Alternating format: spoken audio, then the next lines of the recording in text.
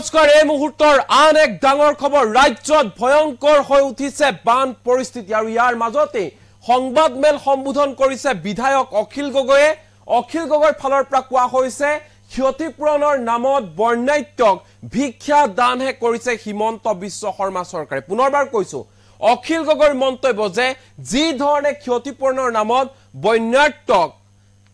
চৰকাৰে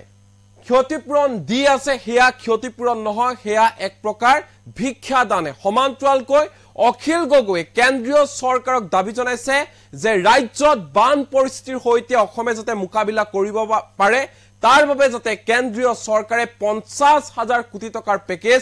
ঘোষণা কৰে এই মুহূৰ্তত জনাই আছো এই ডাঙৰ খবৰ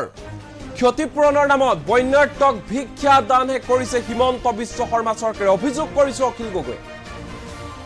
বান পৰিস্থিতিৰ হৈতে মুকাবিলা কৰিবলৈ কেন্দ্ৰীয় চৰকাৰে ৰাজ্যক 50,000 কোটি টকাৰ পেকেজ দিয়ক ৰাজ্যৰ বান পৰিস্থিতিক লৈ বিশেষ অধিৱেশনৰো দাবী জনাইছে বিধায়ক অখিল গগৈ যোৱা 5 বছৰত বিচৰা হৈছিল 10,000 কোটি টকা কিন্তু অসমে পালে মাত্ৰ 250 টকা ইমান সামান্য পুঁজিৰে অসমে বান নিয়ন্ত্ৰণ কৰিব কেনেকৈ প্ৰশ্ন কৰিছে অখিল গগৈ মোদী চৰকাৰক কুকুৰে কাইট নোখোৱা গালি খায়ো মন্ত্ৰিত্ব পদ এৰা নাই কেশৱ মহন্তই এয়া লাজৰ কথা বান নিয়ন্ত্ৰণত চূড়ান্ত ব্যৰ্থ হৈছে মন্ত্ৰী পীযুষ হাজৰিকা আৰু পীযুষ হাজৰিকাই পদত্যাগ কৰক 2017 চনত প্ৰধানমন্ত্ৰী মোদীয়ে 2,350 কোটি টকা ঘোষণা কৰিছিল কিন্তু অসমে কিমান টকা পালে তাৰ উত্তৰ দিয়ক হিমন্ত বিশ্ব শৰ্মা চৰকাৰে অসমক মাহিয়াৰ দৃষ্টিৰে চাই আহিছে কেন্দ্ৰই বানৰ পৰিৱেশত পুনৰবাৰ এই কথা স্পষ্ট হৈ পৰিছে বুলি উল্লেখ কৰিছে সংবাদমেলত বিধায়ক অখিল গগৈ আৰু এই মুহূৰ্তত পুনে লৈ যাব বিচাৰিছো বিধায়ক অখিল গগৈৰ সংবাদমেললৈ অসমৰ বানপানীৰ প্ৰত্যেকটো দিন অসমৰ জনপ্ৰতিনিধিসকলৰ মাজত আলোচনা হ'ব সেই অধিৱেশনত বিতৰ্ক হ'ব আৰু সেই অধিৱেশনত হোৱা বিতৰ্ক আৰু আলোচনাৰ শেষত যি সিদ্ধান্ত হ'ব সেইমতে অসম চৰকাৰে অসমৰ বান নিয়ন্ত্ৰণৰ কাৰণে ব্যৱস্থা ল'ব লাগিব সেইকাৰণে অসম চৰকাৰক আজিৰ দিনটোত ৰাইজৰ দলৰ প্ৰথম দাবীটো হ'ল যে অচিৰে অসম বিধানসভাত অসমৰ বানপানী সম্পৰ্কে এক্সক্লুসিভ অকল অসমৰ বানপানী সম্পৰ্কে এক বিশেষ অধিৱেশন আয়োজন কৰিব লাগে আমাৰ দ্বিতীয় দাবীটো হ'ল যে অসমৰ বানপানী আৰু গৰাখহনীয়া এই দুইটা সমস্যা সমাধান কৰিবৰ কাৰণে কেন্দ্ৰীয় চৰকাৰে আমাক 50,000 কোটি টকা এটা দিব লাগে আমাৰ পোনপটীয়া দাবী ৰাইজৰ দলৰ পোনপটীয়া দাবী যে কেন্দ্ৰীয় চৰকাৰে অসমৰ বানপানী আৰু গৰাখহনীয়া সমস্যাটোক অৱহেলা কৰিছে অসমৰ বানপানী আৰু গৰাখহনীয়া সমস্যাৰ কাৰণে তেওঁলোকে পইচা দিয়া নাই আৰু সেইকাৰণে আমি পোনপটীয়াকৈ দাবী উত্থাপন কৰিছোঁ যে কেন্দ্ৰীয় চৰকাৰে অসমৰ বানপানী আৰু গৰাখহনীয়া সমস্যাৰ স্থায়ী সমাধানৰ কাৰণে অসমক 50,000 কোটি টকাৰ এটা পেকেজ দিয়াৰ ব্যৱস্থা কৰা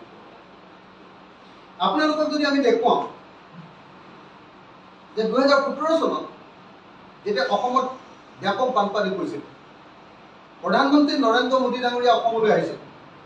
আৰু তেখেতে কৈছিলে যে অসমক তেখেতসকলে 2,350 কোটি টকা দিব এটা পেকেজ দিব আমি জনামতে প্ৰধানমন্ত্ৰী সেই পেকেজৰ এটাও টকা আমি পোৱা সেইকাৰণে অসম চৰকাৰে এইটো ৰাজহুৱা কৰিব লাগে যে প্ৰধানমন্ত্ৰীয়ে 2017 চনত অসমলৈ আহি অসমৰ বান নিয়ন্ত্ৰণৰ কাৰণে 2,350 কোটি টকা যে দিম বুলি কৈছিলে এই 2,350 কোটি টকাৰ কেইটকানো এতিয়ালৈকে আমাৰ অসমক দিলে বিশেষ পেকেজ কেইটকানো আমাক অসমক দিলে এই কথাটো ৰাজহুৱা কৰাৰ ব্যৱস্থা নম্বৰ 3 তাৰপিছত যোৱা 5 বছৰ আমাৰ অসমে প্ৰাকৃতিক দুৰ্যোগৰ নামত ভাৰত চৰকাৰক আমি মুঠ টকা বিচাৰিছিলোঁ 10,885 কোটি টকা 10,885 কোটি টকা আমি আমাৰ অসমৰ আপোনাৰ বানপানী নিয়ন্ত্ৰণৰ কাৰণে প্ৰাকৃতিক দুৰ্যোগৰ কাৰণে আমি বিচাৰিছিলোঁ 10,885 কোটি টকা যোৱা 5 বছৰ আৰু অসমক এতিয়ালৈকে দিলে তেওঁলোকে 250 কোটি টকা আপোনালোকে চাওক 10,885 কোটি টকাৰ 250 কোটি টকা যদি দিয়ে তেতিয়াহ'লে 10% এতিয়ালৈকে তেওঁলোকে টকা দিয়া নাই গতিকে এইটো এটা দুৰ্ভাগ্যজনক ঘটনা আৰু আমি অচিৰেই অসম চৰকাৰক অসমক ভাৰত চৰকাৰে অসমে বিচৰা যিখিনি পুঁজি সেই পুঁজিখিনি আপোনালোকে সকলোৱে জানে যে বানপানীৰ পাছতে এটা প্ৰতিবেদন দিয়ে কেন্দ্ৰীয় চৰকাৰক এখন মেমৰেণ্ডাম দিয়ে সেই মেমৰেণ্ডামত পইচাখিনি বিচৰা হয় কিন্তু দেখা গৈছে যে সেই মেমৰেণ্ডামৰ পইচাখিনি দিয়া নাই বৰং NDRFে কি টকা দিছে সেইটো কথা মই আপোনালোকক কৈ দিছোঁ 2018-19 বৰ্ষত অসম চৰকাৰে আমি 2509 কোটি টকা বিচাৰিছিলোঁ আৰু উচ্চস্তৰীয় যিটো সমিতি চেন্ট্ৰেল গভৰ্ণমেণ্টৰ যিটো হাই পাৱাৰ্ড কমিটি সেই কমিটিয়ে আমাক 138.38 কোটি টকা দিব লাগে বুলি কৈছিলে কিন্তু অসম চৰকাৰে ভাৰত চৰকাৰৰ NDRFৰ পৰা এতিয়ালৈকে এটকাও নাপালে 2018-19 বৰ্ষত এটকাও নাপালে বিচাৰিছিলোঁ 2509.07 কোটি টকা 2019-20 বৰ্ষত আমি বিচাৰিছিলোঁ 3237.67 কোটি টকা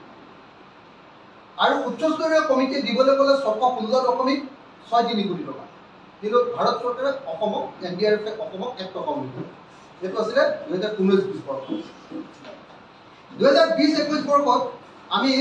বিচাৰিছিলোঁ কেন্দ্ৰীয় চৰকাৰৰ অসমে বিচাৰিছিলে NDRFক আমি বিচাৰিছিলোঁ 2640.87 কোটি টকা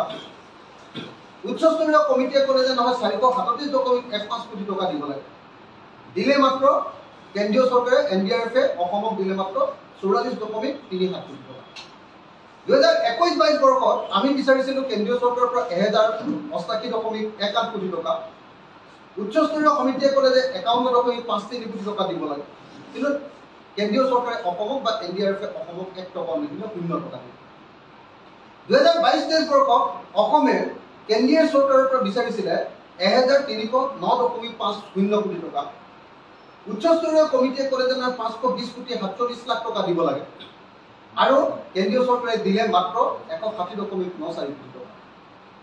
দেখা গ'ল যে আমি যোৱা 5টা বছৰত কেন্দ্ৰীয় চৰকাৰক বিচাৰিছিলোঁ 10,885 কোটি টকা আৰু কেন্দ্ৰীয় চৰকাৰে সৰ্বমুঠ আমাক 250 কোটি টকা হে কৰিছে কেন্দ্ৰীয় চৰকাৰে কেনেকুৱাকৈ বান সমস্যাৰ ক্ষেত্ৰত কেনেকুৱা ধৰণৰ মাহিয়া দৃষ্টিকোণেৰে চাইছে এই কথাটো ইয়াত প্ৰতিপন্ন হৈ গৈছে বিগত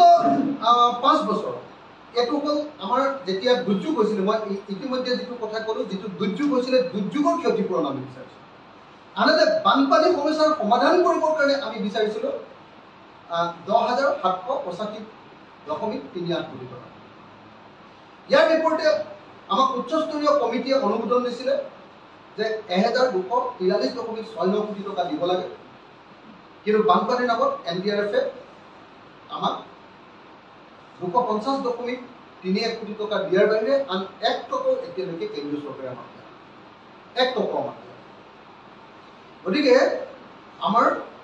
অসম চৰকাৰৰ সদায় বান নিয়ন্ত্ৰণ কৰিবৰ কাৰণে সদায় পুঁজিৰ অভাৱ ঘটি আহিছে বান নিয়ন্ত্ৰণৰ কাৰণে কেন্দ্ৰীয় চৰকাৰে কোনো গুৰুত্ব আৰোপ কৰা নাই খহনীয়া সমস্যা সমাধান কৰিবৰ কাৰণে কেন্দ্ৰীয় চৰকাৰে সামান্যতম গুৰুত্ব আৰোপ কৰা নাই আৰু সামান্যতম যে গুৰুত্ব আৰোপ কৰা নাই আমাৰ অমিত শ্বাহ যিজনে অসমক বানমুক্ত কৰাটোৱেই বিজেপি চৰকাৰৰ আটাইতকৈ ডাঙৰ দাবী বুলি কৰি গৈছিল আটাইতকৈ ডাঙৰ প্ৰতিশ্ৰুতি অসমৰ ৰাইজৰ প্ৰতি বুলি কৰি গৈছিল তেখেতে যেতিয়া 50টা পুখুৰী খন্দাই অসমৰ বানপানী মুক্ত কৰি দিম বুলি কয় সেইটোতে কেন্দ্ৰীয় চৰকাৰৰ প্ৰকৃত যিটো দৃষ্টিভংগী অসমৰ প্ৰতি অসমৰ বানপানীক লৈ কেন্দ্ৰীয় চৰকাৰৰ যে দৃষ্টিভংগী একেবাৰে মাটি আই সুলভ সেইটো শেহতীয়াকৈ গৃহমন্ত্ৰী অমিত শ্বাহ ডাঙৰীয়াৰ বক্তব্যই সেইটোকে প্ৰমাণিত কৰিলে আৰু সেইকাৰণে আমি দাবী উত্থাপন কৰিছোঁ যে কেন্দ্ৰীয় চৰকাৰে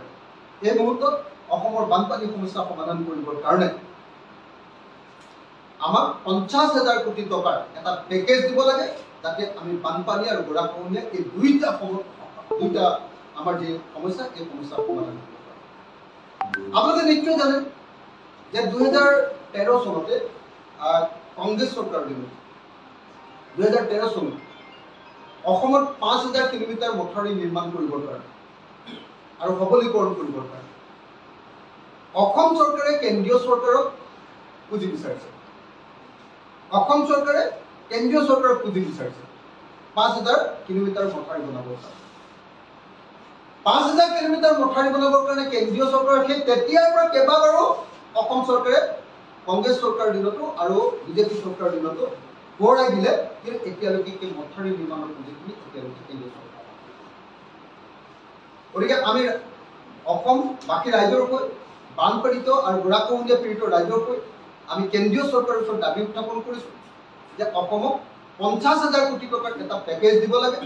আৰু 50,000 কোটি টকাৰ পেকেজ এটা যদি দিয়ে তেতিয়াহ'লে অসমৰ বানপানী সমস্যাটোৰ গৰাখহনীয়া সমস্যাটোৰ আমি মোটামুটি এটা মীমাংসা কৰাৰ পৰ্যায়লৈ আনিব পাৰিম। গতিকে আমি এই মুহূৰ্তত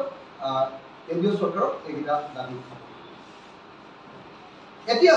মই আপোনালোকক আৰু কেইটামান কথা ক'ব খুজিছোঁ। সেইটো হ'ল যে আজিৰ দিনটোত আমাৰ শিৱসাগৰ বিধানসভা সমষ্টিত পানী কিছু পৰিমাণে কমিছে। শিৱসাগৰত পানী কমিছে, ডিব্ৰুগড়ত অলপ পানী কমিছে। এইটো আমাৰ চৰকাৰে লোৱা ব্যৱস্থাৰ কাৰণে কমা নাই, কিন্তু অৰুণাচলৰ পৰা আহি থকা প্ৰাকৃতিক পানী কমি যোৱাৰ কাৰণে উজনি অসমত এতিয়া কাজিৰঙা মানলৈকে এতিয়ালৈকে পানী কমিছে। মানে হাতীমূৰা মথাউৰি মানলৈকে, কলিয়াবৰ মানলৈকে এতিয়ালৈকে পানী কমিছে। এইফালে এতিয়ালৈকে পানীটো কমা নাই, আৰু এতিয়া নামনি অসমৰ ধুবুৰী, গোৱালপাৰা এইবিলাক অঞ্চলত পানীটো বৃদ্ধি পাই গৈ আছে, আৰু হয়তো 2 বা 3 দিনৰ পাছত সেই অঞ্চলৰ পানীটো লাহেকৈ ব্ৰহ্মপুত্ৰৰ পানী হ্ৰাস পাব, আৰু বানপানীৰ সমস্যাটো মানে এতিয়াৰ যিটো দুৰ্যোগ, যিটো ভয়ংকৰ দুৰ্যোগত পৰিণত হৈছে তাতকৈ অলপ কমিব। কিন্তু বানপানীৰ দুৰ্যোগে আমাৰ লাখ লাখ মানুহৰ ঘৰ ধ্বংস কৰিব। আজিৰ দিনটোত আপোনালোকে চাব যে বানপানীৰ পৰা এজন মানুহক কেন্দ্ৰীয় চৰকাৰে ডিজাষ্টাৰ মেনেজমেণ্ট ফাণ্ডৰ পৰা কিমান টকা দিয়ে। আপোনালোকক যদি কওঁ আজিৰ দিনটোত এটা পৰিয়ালৰ গোটেই যদি কাপোৰ কানিবিলাক নষ্ট হৈ যায় আৰু বাচন বৰ্তন নষ্ট হৈ যায়,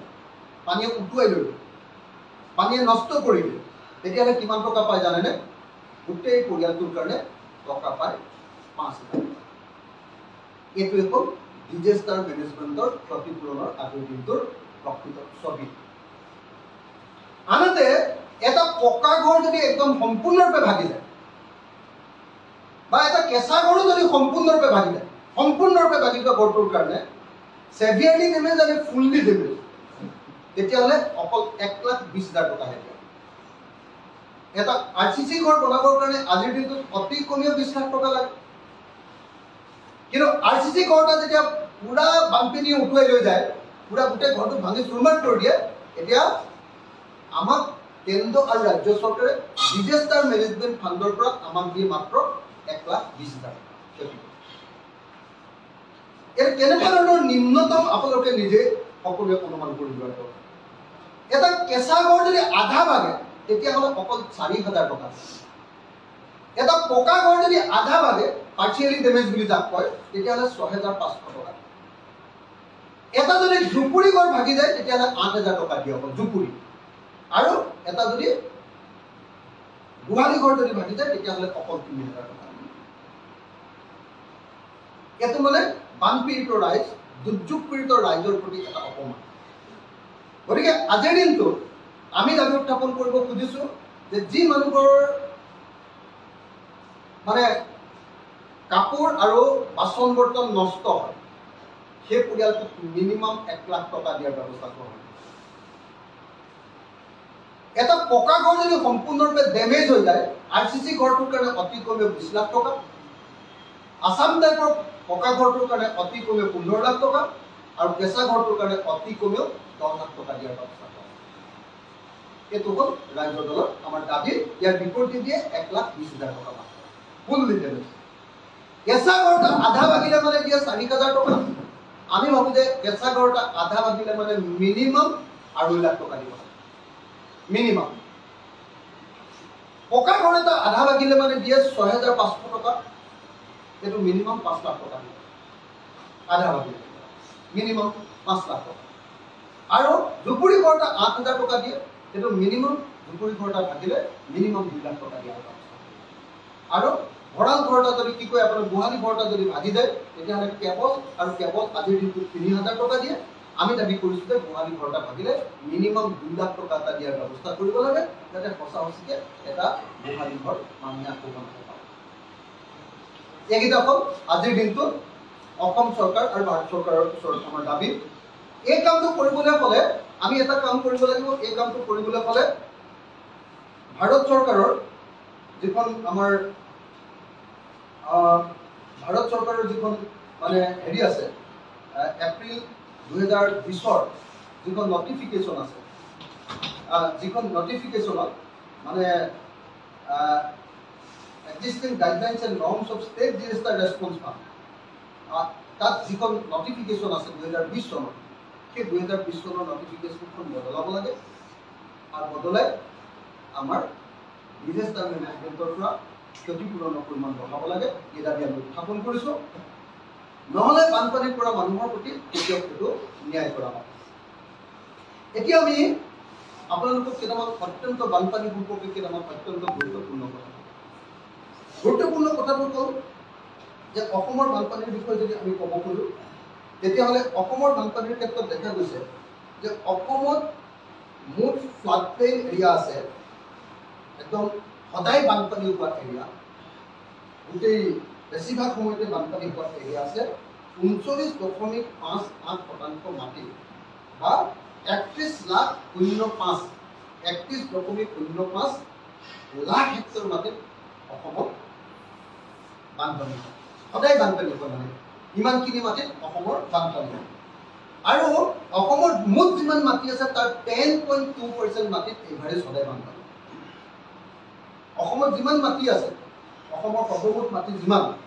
তাৰ 10.2% মাটিত সদায় বানপানী। সেই বানপানী হোৱা মাটিৰ পৰিমাণটো হ'ল 31.05 লাখ হেক্টৰ। আৰু এই অসমৰ ইমানখিনি মাটিত টোটেল ইমানখিনি মাটিত এতিয়া অসমৰ 39.58% মাটিত বানপানী হয়, 39.58% মাটিত বানপানী হয়। আৰু ভাৰতবৰ্ষৰ যিমান ঠাইত বানপানী হয় এবছৰত তাৰ 10.10